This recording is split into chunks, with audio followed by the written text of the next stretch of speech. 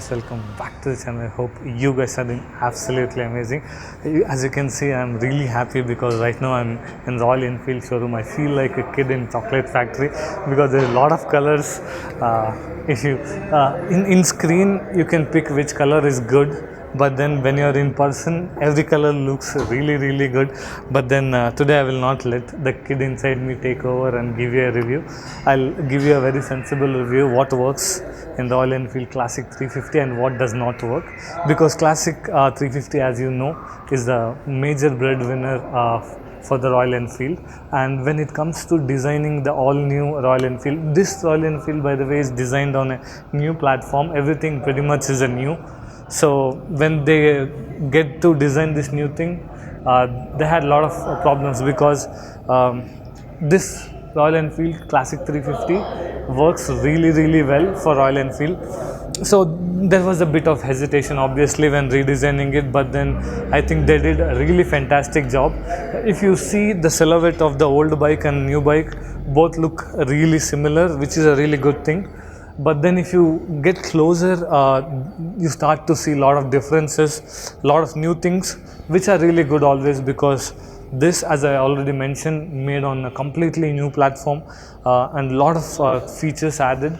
I'll walk you through all of them, and I'll give you my initial impressions on how they look and what's my favorite color, by the way.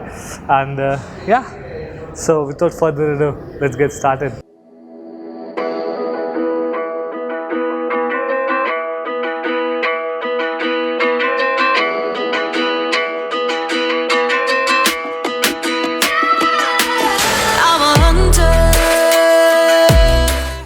You have a lot of options. If you are someone who likes chrome, they have something for you.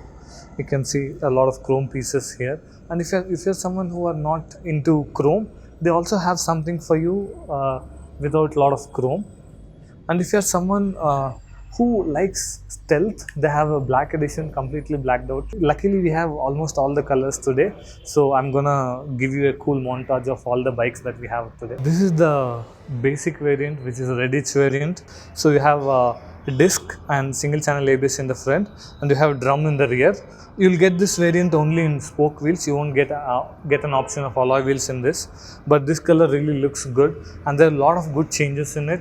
And this is a 350cc engine, basically 349cc engine. It's both oil cooled and air cooled as well, and compared to the previous Royal Enfields, this engine is really refined because it's built on all new platform. If you can see the difference, the old one had a single frame, but now you see you have a dual tubular frame. So that's a really good change and a lot of improvements. And the seat, you have a split seat here, and the seat looks really comfy. And so there are a lot of good to have features that was missing in the previous RE350s. Like previously, if you have to do side lock, you have to remove the keys, and then you would have to do the side lock again here. But then this time around they've given it, you can do the side lock from here as well, like the all bikes. So that's really comforting factor. And the major gripe in the previous one is you don't get a fuel indicator, but now you have the fuel indicator. Now you know how much fuel is remaining. You don't have to shake the bike to know. So that's a really good thing. And the finish, when you come close, the finish is more premium. The details, attention to detail is really good.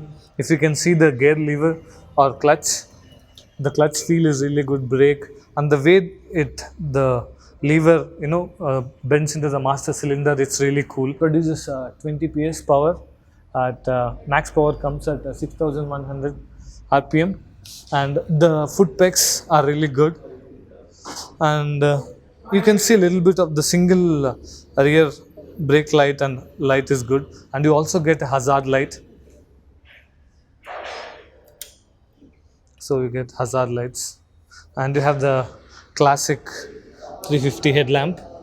You get halogen in order to maintain the retro look. You don't get LED in any variant for that matter. So yeah, this is the basic variant and the basic overview.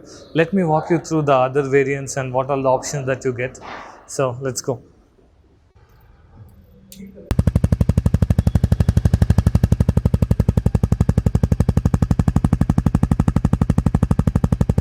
This is the dark edition, the stealth variant I was telling you about. This comes only with alloy wheels.